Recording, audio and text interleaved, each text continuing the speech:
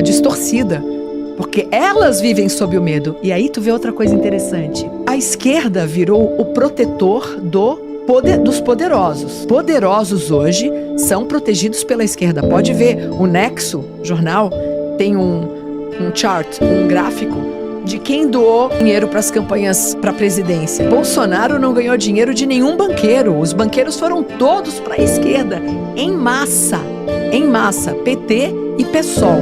São assim, ó, unha e carne agora. E essa esquerda defende o poder na favela também.